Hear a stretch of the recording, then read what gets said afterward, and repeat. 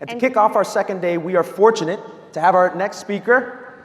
He is a world-renowned business leader and a titan of industry. He's also best-selling author with an incredible entrepreneurial and personal journey that has fueled him to accomplish one of the most historic turnarounds and establish SAP as the world's leading provider of business software, with almost 100,000 employees and $28 billion in revenue last year. Amazing. Please join me in giving me a very warm Miami welcome to Bill McDermott, CEO of SAP, alongside CNBC tech reporter Deidre Bosa.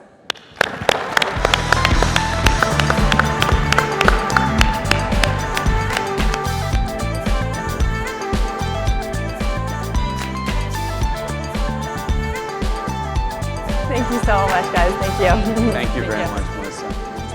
Thank you. Thank you very much. Love the welcome. Morning.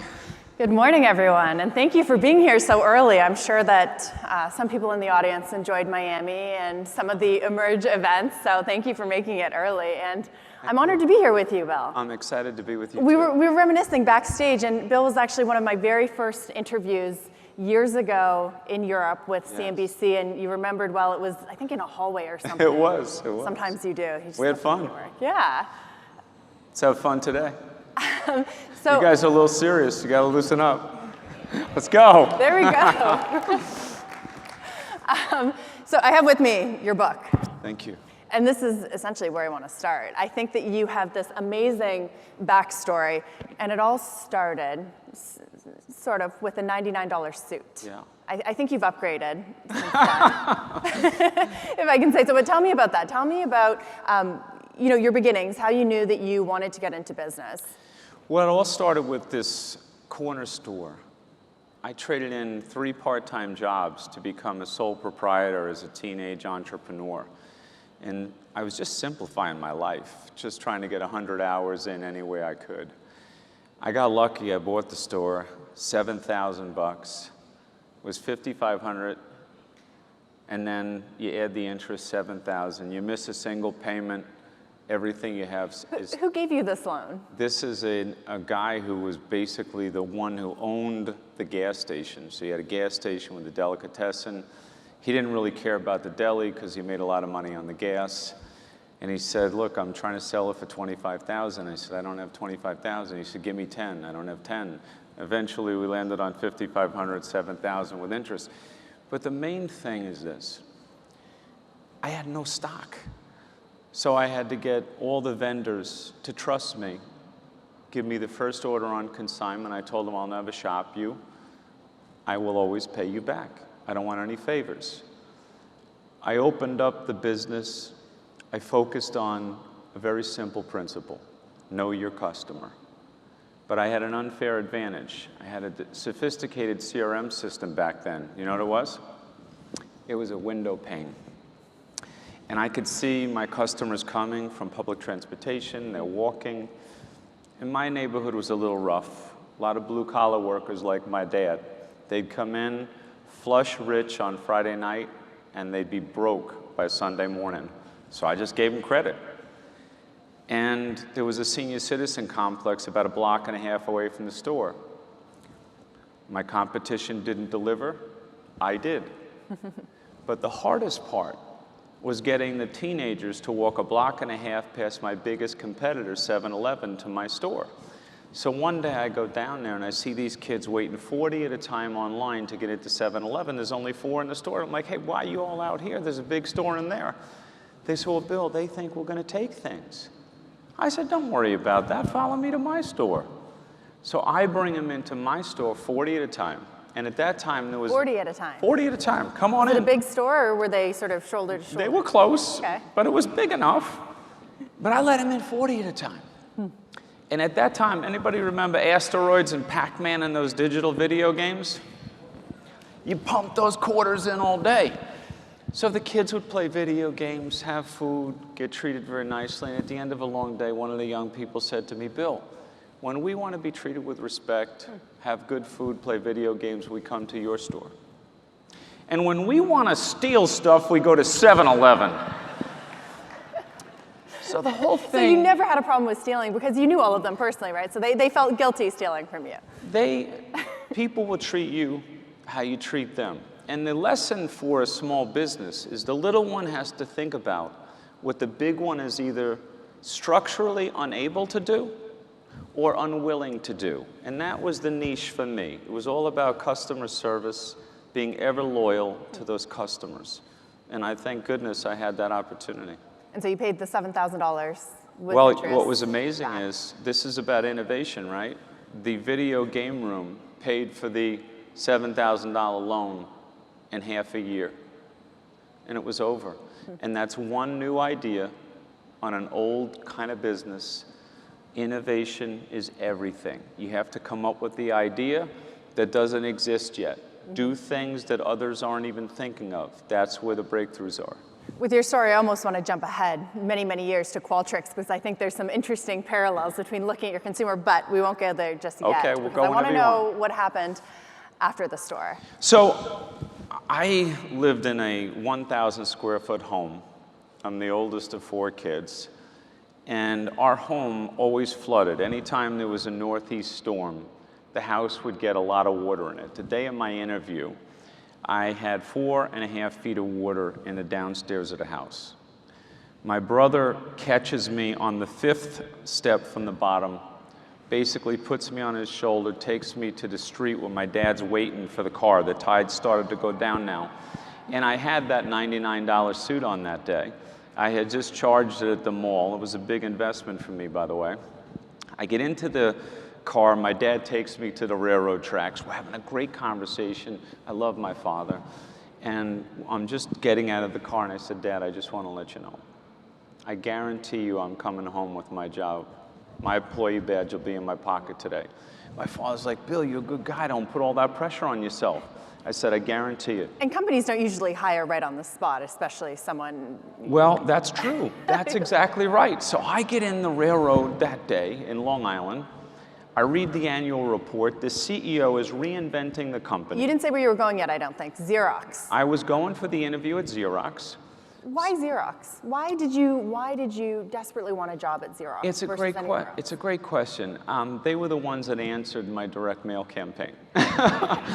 So I got lucky, and I was going to interview with IBM and a few other companies, and I get to Xerox because Xerox at the time had a CEO named David Kearns. He was reinventing the company on total quality management. Here was their problem. They were actually selling products that were inappropriately priced. Why is that? The cost to build their product was higher than their offshore competition was selling their product for. And the offshore competition was actually selling a higher quality product. That's not a good formula for success, folks. I get off the railroad track, I get to top of the Sixes in Manhattan, this unbelievable building. I get to the hiring center, I look around the room, beautiful people like you, young women, young men from the best schools, a lot of pedigree, Princeton, New Jersey, Manhattan. I look around and I'm like, man, I might have overshot it a little bit with my dad with this guarantee. But the thing that you have in front of you is, do you panic? No. What you do is you basically say, I'm going to be me. I'm going to be authentic in my own shoes. And what I did is I asked people questions, just like I do in the Deli. I talk to 500 people a day. I'm like, what are you here for? Deirdre would say, well, I'm playing the field. I'm going to interview at Morgan Stanley and Merrill Lynch. And that was a consistent theme. Everybody was playing the field. And you know what happened?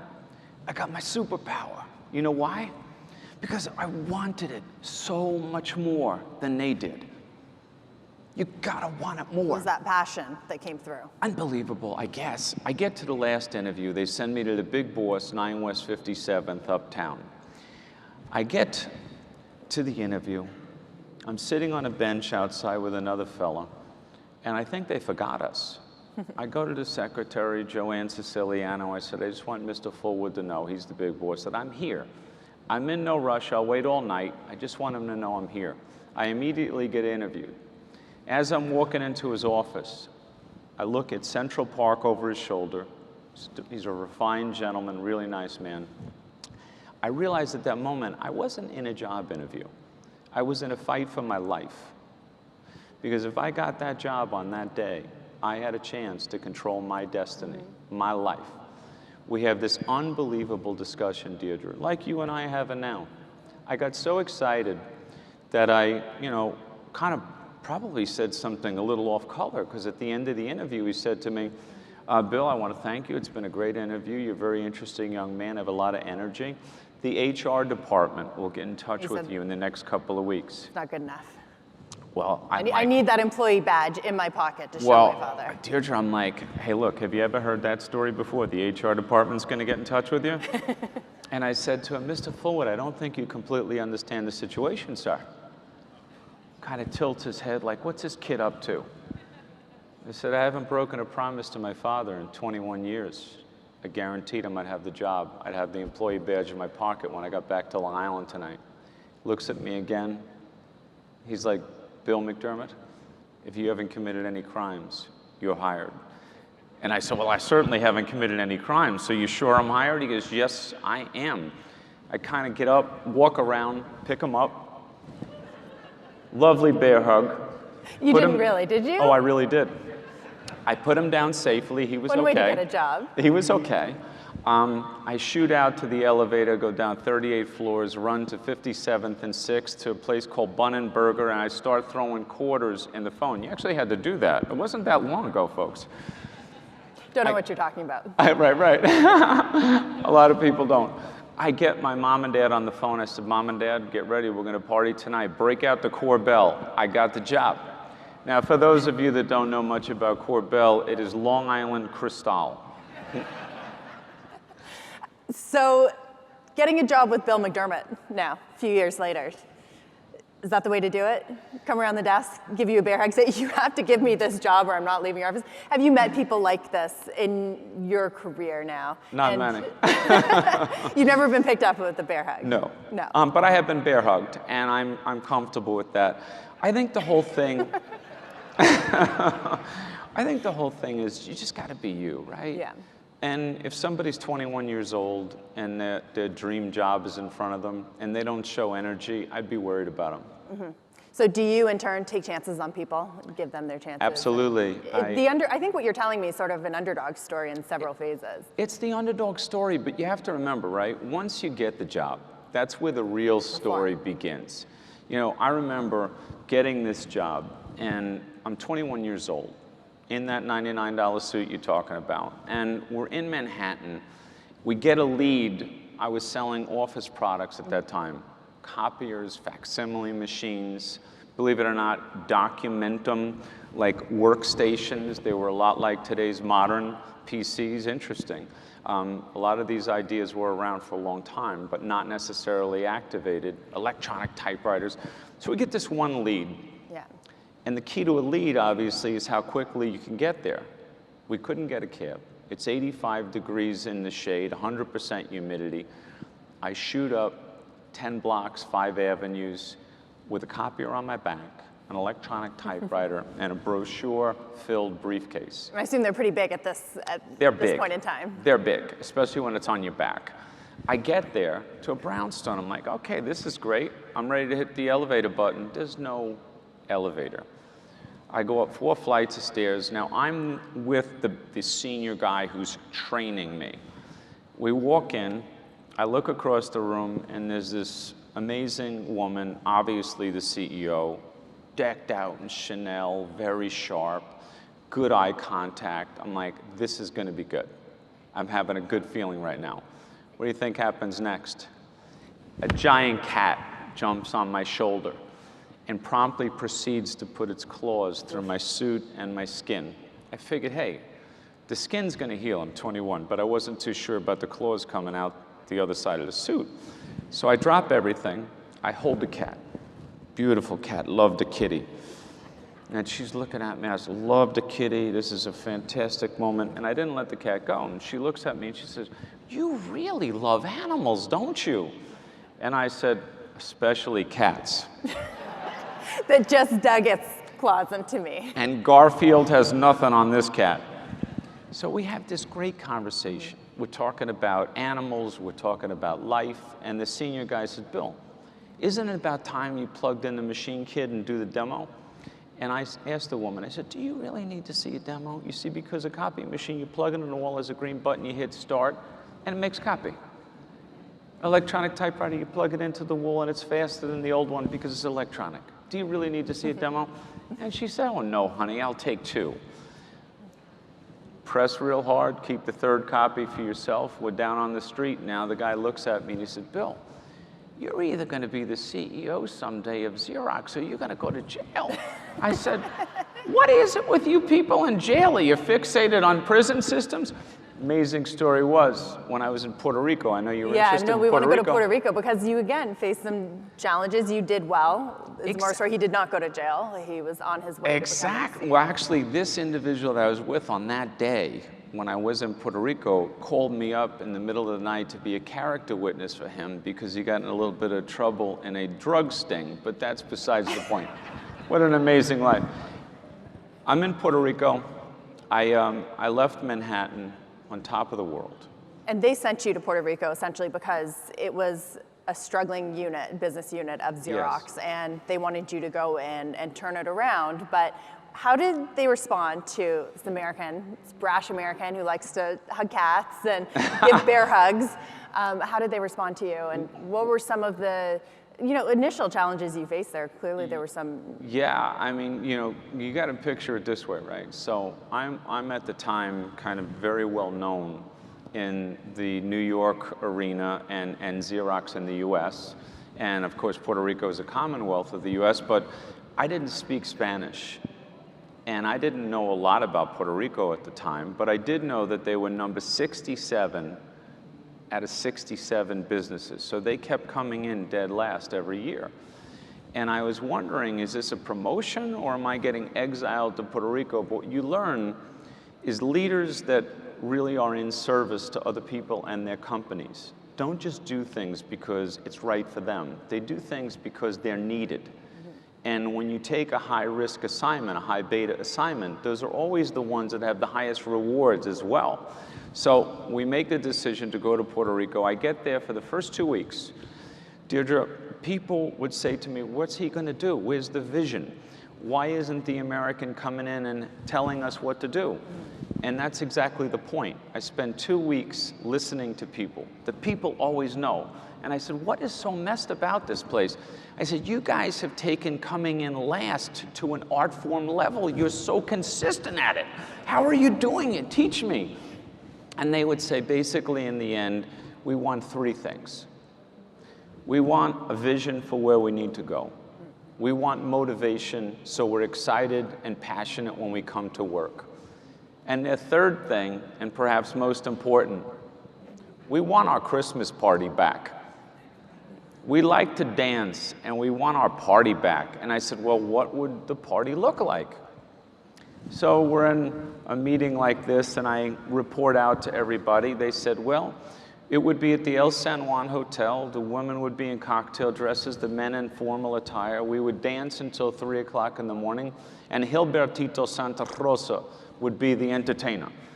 Gilbertito was the #1 salsa singer in Puerto Rico at the time, and some say Latin America, which was quite amazing. So I said, let me go home and think about it. I go home, I call Gilbertito. I said, Gilbertito, it's the El San Juan Hotel. This is the date. I need to go back in and tell my workforce tomorrow we cut a deal together. This is before they made it out of the last place. That's exactly right. So I come back. You were already anticipating. Well, I'm saying, this is a great question. I always anticipate success. I always believe we're going to win. And if you don't believe you're going to win, you're not going to win. And some people feel uncomfortable with that. I don't. I feel very comfortable with that. I never think about losing. So I want to And you guys made it. Well, you made it. Here's what happened, right? I go back into the room. I tell the people, we're going to focus on the customer. We're going to take this one day at a time. Trust is the ultimate human currency. I trust you. You trust me. We're going to give this everything we have. And I just want to let you know, ladies and gentlemen, Gilbertito Santa Rosa has been hired. Here's the date. Here's the time. Here's the El San Juan. What do you think they did then? Buñuel, senor, you're the greatest. Rocky push-ups. Everybody's so happy. Thrilled. The room's on fire. And I said, there's only one catch. Silence. We're going to go from number 67 to number 1, and we're going to do it this year. What do you think happened then? Complete silence, everybody praying at that point, please send this gringo back on the container ship to New York. I said, I get it. It's a big stretch, and you don't believe yet because you're not used to winning. One day at a time. So we took it through first quarter, second quarter, third quarter, we were like Seabiscuit coming around the turn. The business came in number 1. Wow, in not one only year. Not only in the country, but in the world in 1 year. And it was the most prestigious business in the company. And you had the best Christmas party they'd ever had. Well, this is a great story. So at the end, Gilbertito that night, we had the greatest Christmas party ever. We danced till 3 o'clock in the morning. I go over to Gilbertito. I said, Gilbertito, I write you personal check. Can you play for 1 more hour? Everybody is having such a great time. He says, Senor, no mas. This is the closest I've ever been to death. I cannot play anymore. So we really celebrated and loved each other and believed in each other and accomplished something special. That's incredible, and I think that hearing these few stories has really told us a lot about your career and where you are now, the first American CEO of SAP. And I want to ask you, where you are right now, do you feel like you're in a challenging time? You talk about going from number 67 to number 1. SAP, you know, we talked about this backstage. There's legacy tech companies, and then you say the cool guys, right? The big cool guys that have these enormous valuations. And Bill told me backstage that you would be a $300 billion company by 2023. Right. What makes you so optimistic? What is your payoff? What kind of party are you planning in 2023, and can I come? Yeah, I would love to have you there. So think about it this way. 2023 means 2024. You complete 2023, right? So we have, as a company, and this is interesting for you to think about as you set your own goals in your own companies. First of all, I don't do anything without very disciplined mathematics. You have to have a clear mathematical path to your destination. And in our case, you know, I was very kindly introduced today, and they said we're a 28 billion company, and we said we could be a 40 billion US dollar company by the end of 2023, okay? If you look at the way our revenues would be divided, 20 billion of that would be cloud revenue. And if you look at the median market cap for cloud-based software companies today, it's about 10x revenues. So 20 times 10 is 200. If you look at our core business, it would be another 20 billion. And the median for a core business in a software industry like ours is 4 to 5x revenues. So that's 80 to 100. If I take 200 plus 100, I get 300. So I want to make... But Bill, we spoke about this backstage. Yeah. Mathematics has nothing to do with it anymore these days, right? You see a company like a lot of the cool guys, the cloud companies, you see Zoom, its last private market valuation was $1 billion. It went public at $16 billion. Yeah. You don't need the math. What you need is the talent. That's right. You need the trajectory. You need to shift your legacy business, right? So these are sort of different challenges. Yes. And what makes you, again, like confident, especially after the year that you guys have had, laying off certain talent and potentially more to come? Yeah, let's talk about that. So they said the same thing to me in 2010 when we were a 40 billion, a little less, market cap company, and today we're 155 billion. They said, oh, come on, how can you possibly, in a 10-year time frame, more than triple the market cap, the revenues, the margin, everything? And the reality is it was grounded in math then, but what did it take to make SAP the undisputed #1 most valuable company in Germany, most valuable tech company in Europe, and the most impressive business software company in the world? You're right, it takes talent. You have to hire great people. You have to have an inspiring shared vision. Ours is to help the world run better and improve people's lives. And you have to go where the markets and the customers need you to be. So you said you laid off people. We didn't lay off people in the sense that we restructured. So we restructured, let's use a round number of 4,000 jobs. And the idea was, if you're in the company, you are the first mover and you have the advantage to get the new jobs: data science, data analytics, cloud computing. So you were essentially making room for new jobs? I'm basically saying we need 4,000 of the existing workforce to go to the most important jobs that our customers want us to do. And the 4,000 people were doing jobs that were no longer relevant to where we needed to go. So you have a choice. You can compete for those jobs, and if you get them, you win. Or you can voluntarily take an early retirement package, which we were very generous and fair with our people. Now, let's just use round numbers. Let's say we had 100,000 people, and you were going down to 96,000. We're obviously going to hire those 4,000 back, plus probably another 5,000 to 10,000 new ones between what is a natural attrition and what you're going to add to the workforce. So we're an example of a company that's not cutting jobs.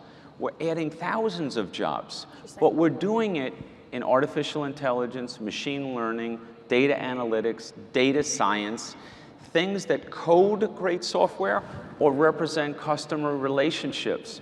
This is what I mean. But even that is not so simple, right? And I work in San Francisco, where I know that even the big tech giants with these, you know, the cool offices and the kombucha on tap, they have trouble finding talent. So true. How does SAP do that? And how do you compete with the newer guys? You're absolutely right. And first of all, you're 100% right.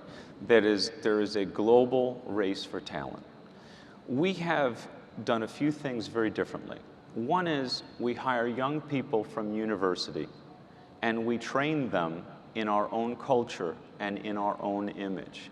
So we're getting our company younger by 1 year every year by getting brilliant young people into the company. And they actually see the uniqueness of SAP. We're a very rare company because we have all the cool stuff. But you're right, the brand is not a consumer-based brand. So when you think of some of the cool brands, they're basically serving the consumer. We had to educate the market that we take care of the big brands that take care of you. So we're kind of like the inside genius to the way these great companies run. So Apple, for example, runs the biggest SAP installation in the world. If you think about all the cool companies out there, try to find one that isn't running SAP. It'd be really hard to do. Right. One of the interesting things, we talk about diversity, we talk about inclusion. You know, to me, I've always said that diversity is a fact and inclusion is a choice.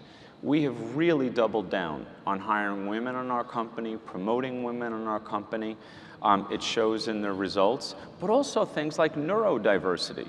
You know, we haven't had a lot of competition for neurodiversity. We started a program called Autism at Work, where we hire people on the autistic spectrum, and they're doing very unique things to build great software and serve our customers. So we're going places that not everybody is right now. Because you believe that's good for the business. Great for the business. You're in this interesting spot, though, because you're this legacy tech company and you have legacy customers, yet you're trying to turn it around for a modern age. How do you balance between the new young guys you want to get out of college and the people who've been with you for 20 plus a year, or been with SAP for 20 plus years, as well as your customers, the new customers that are integrating SAP, and the old ones that don't really necessarily want that shift all at once? Right. That's a very fair point. You know, if you look at it, you have to go where the customer wants you to go. And if you build everything from the outside in on where the customer and the market needs you to go, you make change. So for example, in 2010, we didn't have any cloud revenue. As I just said, when we go into 2024, we'll have 20 billion. And on the strength of a strategy. We didn't have a database business in 2010. Today we have SAP HANA, which is the #1 in-memory data platform in the world. When you think about our core business, people said, how can you keep the core strong? Well, we reinvented the core. We basically put the ERP system on an in-memory database and refactored the whole thing to massively simplify the ERP system. So now you can run your whole company in the cloud. So even the core got reinvented. This is about innovation, It's about strategic direction. It's about addressable markets and stretching your core to new perimeters where you have permission to win. For example, the database, the ERP, the line of business cloud, head of HR, head of sales, head of field service, head of procurement and finance, they can all get cloud solutions now just for their line of business. We also, this is an interesting thing, Deirdre. We also have the business network. So lots of you traveled here today. You're going to expense your travel costs. We automate this now in a cloud-based application. Yep. When you buy things. Very familiar with that application. Right, of course, concur. But when you buy things, companies today are spending too much on the things they buy because they haven't aggregated in a cloud. So are you saying companies, even your legacy clients, are asking for this, and you're making that transition easier? Well, as an example, when we had the great ERP system, lots of our customers said, yeah, but I need a cloud-based application, for example, for procurement, because I need to go up and running very fast. We said, okay, let's do that. So we acquired a company called Ariba, and we have 3.1 trillion US dollars now in that network, integrated into the ERP. So when you travel, you buy things, you actually augment your workforce with temporary labor. Do you realize that people out here today, 40% of your workforce is out there are temporary or contracted for labor. Most CEOs don't even know how many people in their workforce are contracted for. All this is in the cloud. I wish we could get into your acquisition strategy, because I think you've made some really interesting moves, but we are running out of time, so I want to make sure that everyone in this audience knows where to go in 2024 for this big party and what we can expect. Absolutely. I think Pitbull is here somewhere, so if you could catch him and ask him to be the entertainment, that could work. I love it. Why not? The other thing you got to remember too, with these strategies, right? And you think about, expanding your companies and building great companies. Don't let people wet down your ideas and your dreams just because of paradigms. Because you talk, for example, about, kind of the cool kids and the non-cool kids.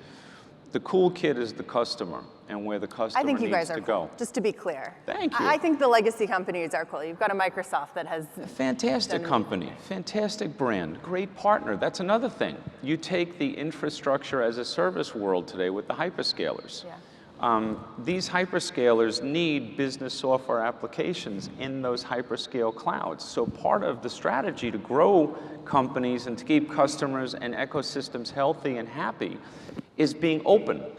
So we open up our whole platform to the hyperscaler community. This is helpful to our customers. They get better cost ratios, better performance. All these things and more. Focus on your customer. Focus on dreams. Focus on growth. And you can do amazing, amazing things. Just like you did with your deli. Absolutely. And you took the kids from 7-Eleven from the very beginning to now. I think that the thread remains. Bill, thank you so much for being here today. Thank you for having me. It's a great honor. Thank you very much. Thank you. Thank you, Deirdre. Thank you so much.